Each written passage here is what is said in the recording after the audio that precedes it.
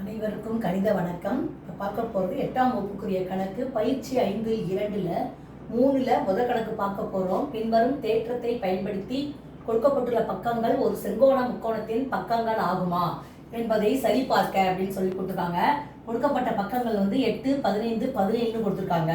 இந்த கணக்கை பொறுத்த வரைக்கும் பிதாகரஸ் தேற்றத்தை பயன்படுத்தி இந்த கணக்கை சரிபார்க்க போகிறோம். பிதாகரஸ் தேற்றம் இங்கே கொடுக்கப்பட்ட நம்பரை ஃபஸ்ட்டு A என்பது 8, B என்பது 15 மற்றும் C என்பது 17 எழுதிக்கிறோம்.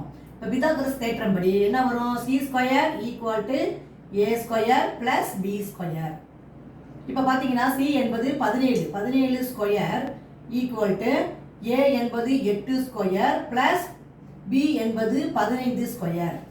இப்போ பார்த்தீங்கன்னா 17 ஸ்கொயர் என்பது 289, 17 வர்க்கம். 8 வர்க்கம் 64 பிளஸ் 15 வர்க்கம் 225. இப்போ இது ரெண்டையும் கூட்டுறோம். கூட்டினோம்னா என்ன வந்துடும்? 289. இங்கேயே 289 இருக்கு. அப்போ C square equal to A square plus B square என்பது சரிபார்க்கப்பட்டிருக்கு. அப்போ இந்த பக்கங்களை பொறுத்த வரைக்கும் 8, 15, 17 இந்த 3 பக்கங்களுமே முக்கோணத்தின் பக்கங்கள் ஆகும்.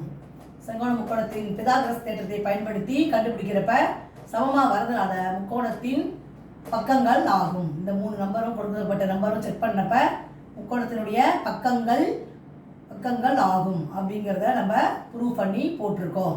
சரியாக வந்திருக்கு. புரிஞ்சுங்களா?